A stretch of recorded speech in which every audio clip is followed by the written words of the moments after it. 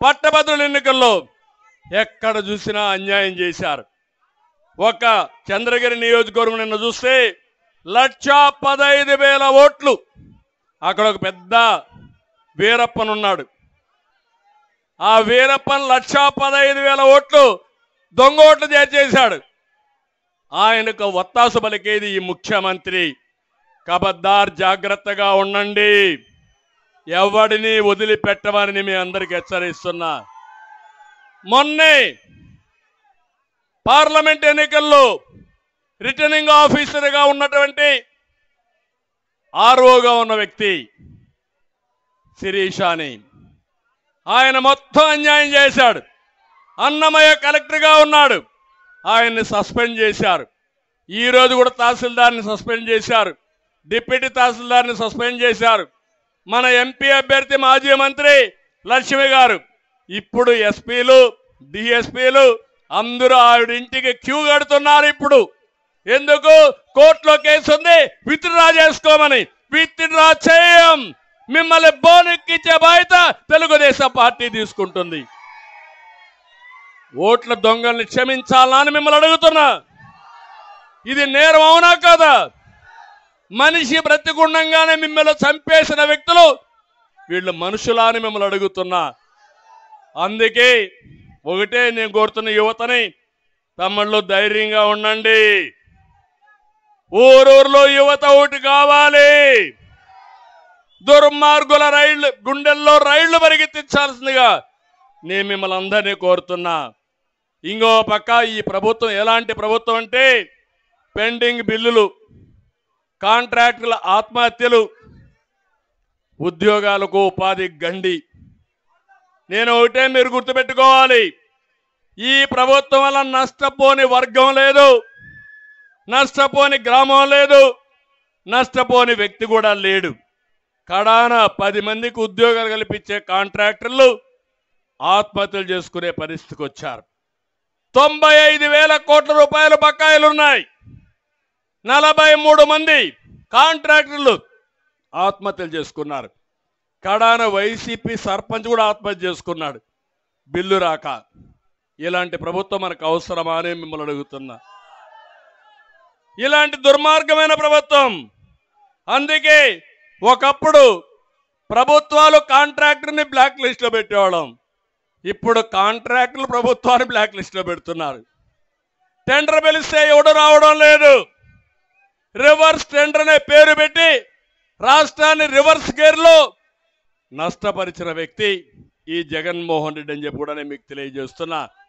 జగన్మోహన్ రెడ్డికి సిగ్గు లేదు, కానీ మీకు నాకు సిగ్గుంది. అవునా కాదా అని అడుగుతున్నా. మనకు ఇప్పుడే జనసేన అధ్యక్షుడు చెప్పాడు, వేరే రాష్ట్రాలకు పోతే అడుగుతున్నారు మీ రాజధాని ఏదని. తమిళనాడులో పోతే గర్వంగా చెప్తారు మా రాజధాని చెన్నై అని. తెలంగాణకి వెళ్తే హైదరాబాద్ అని గర్వంగా చెప్తారు. దాంట్లో నా యొక్క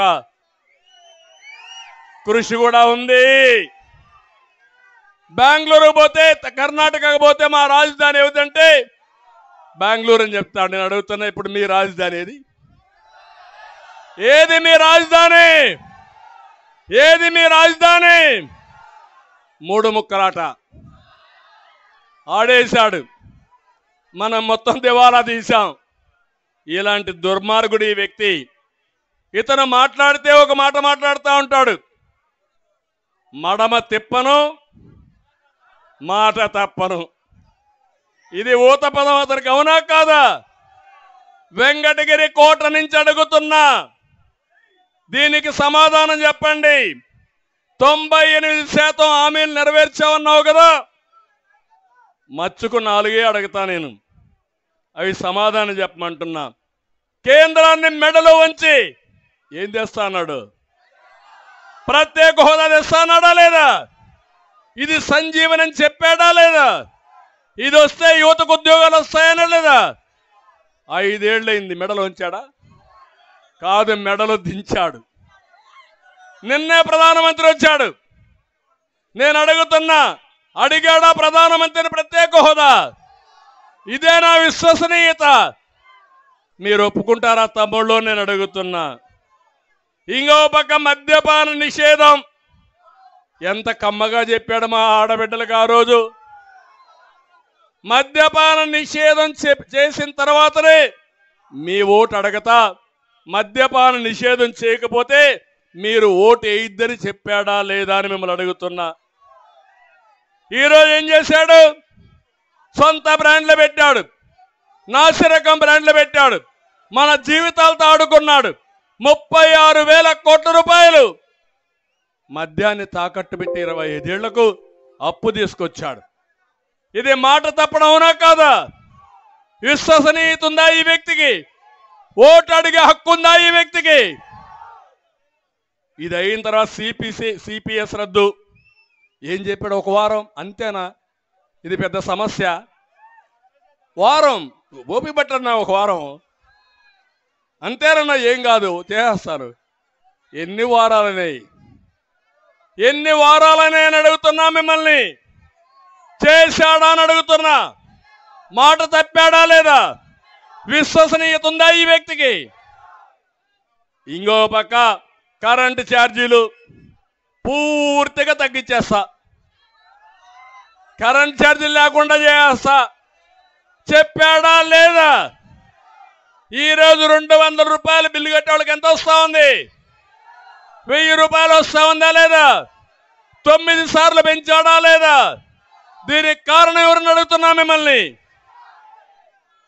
అదే ఆయన విశ్వసనీయత. వివేక హత్యపై నాడు ఏమన్నాడు తమ్ముళ్ళు? ఏమన్నాడు? జ్ఞాపకం ఉందా? ఫస్ట్ సాక్షి గెజిట్ ఉంది, అందులో వేసాడు. ఏమేశాడు? వివేకానందరెడ్డి గుండెపోటు. తర్వాత అంత